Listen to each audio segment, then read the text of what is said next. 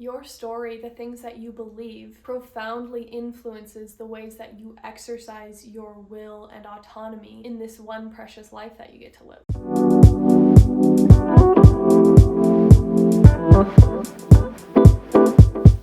Hi everyone, my name's Anelise. Welcome back to my channel. Today I want to discuss stories, specifically the stories that we tell ourselves about ourselves and our place in the world, and the impact and influence that those stories have on the act of creation. Every creative process begins with a decision. I'm going to do something, or I'm going to make something. And that little decision, just an internal thought, is what kickstarts the entire creative process. From there, your mind immediately goes into planning and brainstorming different ideas for how you can bring this creation to fruition. And it's also at this point in the creative process where an intention is set, where you more specifically decide what exactly you want to create, and more importantly, what truth you want to express in that creation, what story you want to tell. One of the things that pops up and can kind of muddy or distort your intention are limiting beliefs that everybody has, right? Limiting beliefs about what you're capable of, what is appropriate for you, what you are allowed to do in this life. And those really manifest from different base emotions that everybody experiences in life, things like guilt, shame,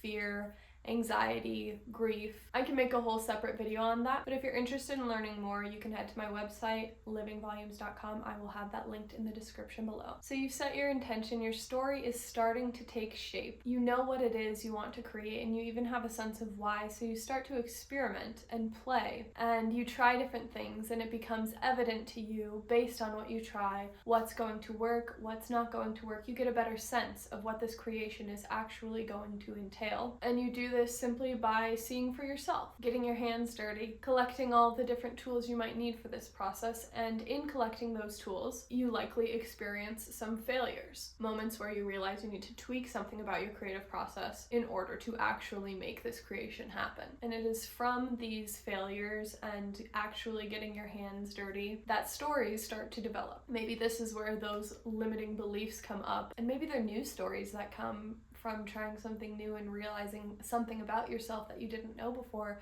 But a lot of times it's old stories, like lifelong stories, that start to rear their head and steer you in a direction, perhaps the same direction that you've always gone, a direction that you don't even want to go. And it is these stories and these thoughts that are really the cause of the things that happen in our lives, the things that we create, whether they be art or situations in our lives that we just find playing themselves out over and over again. They stem from the thoughts and the stories that we tell ourselves. So it is at this point in the creative process where limitations begin to be fully realized. I have this creation, I have this truth that I want to express in this specific medium or art form, but then the question comes, what even is the truth? I know for me, I'm sure I'm not the only person, but my truth varies depending on my mood. When I'm in a bad mood, the truth about me and the world is vastly different than when I've had a good day. And this is an important part of the creative process, again, because it allows you to confront the stories that you're telling about yourself. Those stories that matter, that impact so much of your life. When you realize that your story just flip-flops on a dime, you know, I've seen firsthand how easy it is for me to forget a truth that I hold so dearly, or to want to tell a certain story in something that I'm making, or even just in the way that I live my life, and then to be completely thrown off course because of a long-standing belief or story I have repeatedly told about myself that is extremely emotionally volatile and can just kind of sweep everything else I'm working on away. So this is when things really start to get real and the work actually starts to happen. And a lot of it is internal work of reflecting on what it is that I actually want to create, you know,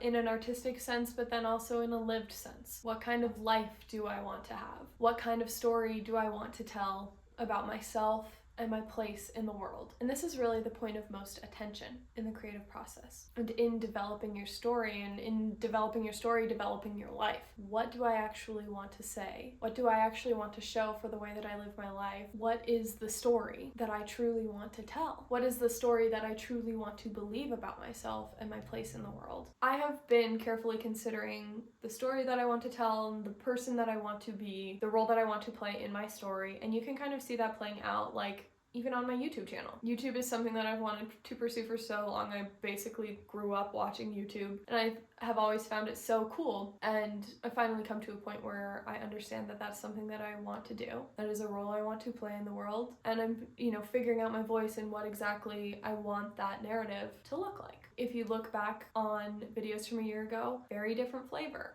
Things have been like slowly taking shape, and the story is being formed as I live it out and tell it. And the reason why this matters so deeply is because the story that you tell yourself about the world and your place in it is the cause. And if the story that you tell yourself about the world and your place in it is the cause, the effect is the action that you take in this world. Your story, the things that you believe, profoundly influences the ways that you exercise your will and autonomy in this one precious life that you get to live. It influences every part of the way that you move through life. It influences every part of what you create, both tangible and intangible. For the majority of my life, I have repeatedly been telling myself this story that I don't know why I'm here. There's no reason for me to be here. I did not ask to be here in life, and I don't see a point to being here. That is the story that I told myself. I see it a lot in my generation specifically, that there is no grounded foundation of a story of why we're here, what it all means, what our roles are on earth. Now maybe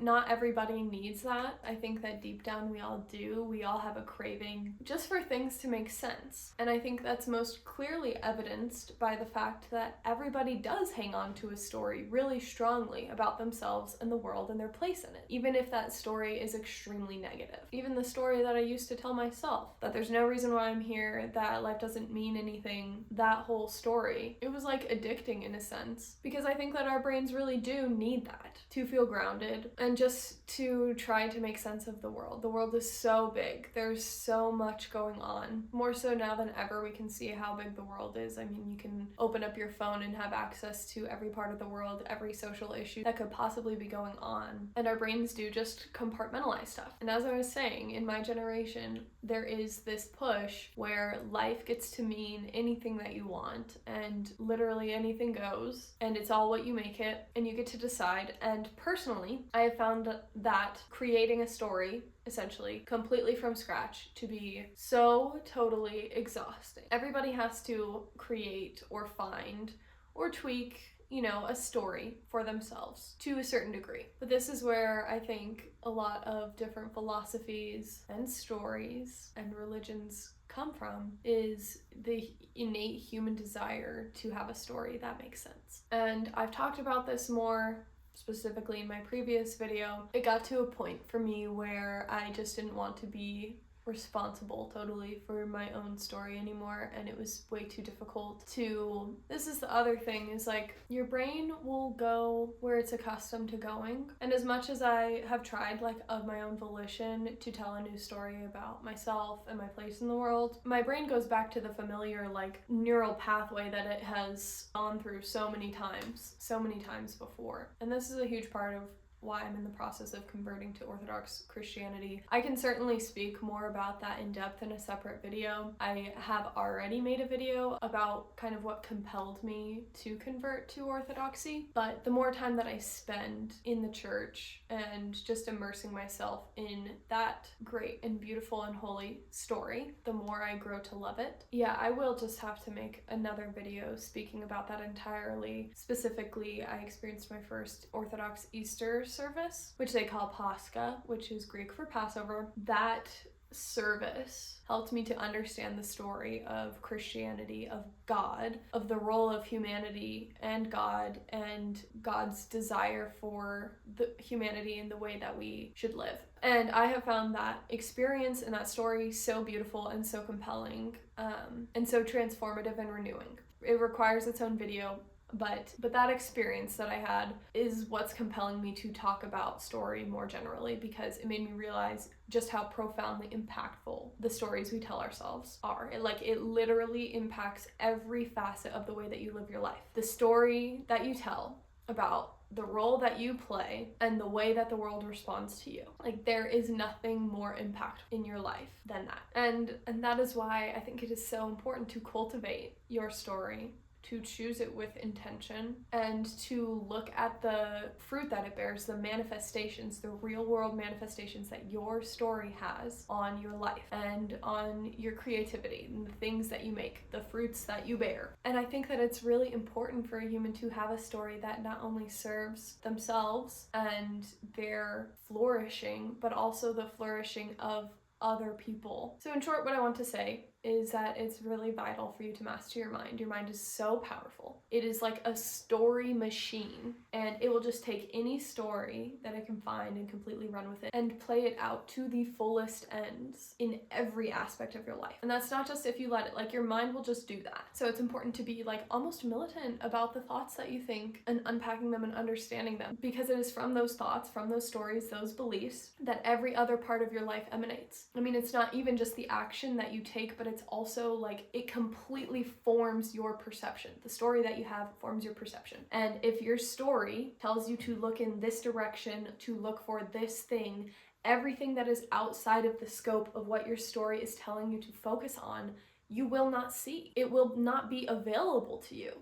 The story that you tell yourself helps you to avail yourself to the certain things that you want to see and experience and have in life. And that's what I've been finding through trial and error that I would really like to drive home and express in my story, in my art, in my creativity, in this YouTube channel, for example. So if any of that interests you, there is plenty more where that came from and plenty more coming. So please make sure to subscribe. Obviously, this cultivation of story and narrative and making sense of the world and your place in it and molding your perception to make sure that it includes the things that are very important to you and that provide a sufficient means to the best possible ends for you and your life and the lives of everyone around you. It is from that place, from that process, from all of that reflection and cultivation, it is from that place that you decide what you will create with your life. And with that, we are right back to the beginning of this video, deciding. This process is so cyclical and it will happen over and over again in your life. I am seeing it happen over and over again in mine, and it is the most incredible, the most beautiful, the most life-giving, nourishing thing to finally have a story that makes sense, that leads to my flourishing, and that allows me to create the life that I want and the art that I want in a way that serves me and everybody around me. Thank you so much for watching this video. Like I said, there's plenty more where that came from. I have links down below to my website and my other social media accounts if you're interested. Please do like this video if you enjoyed it, and comment down below the story that you have developed or adopted about who you are and your place in the world that has led to your flourishing and the flourishing of everybody around you. Thank you so much for watching. I will see you in the next one.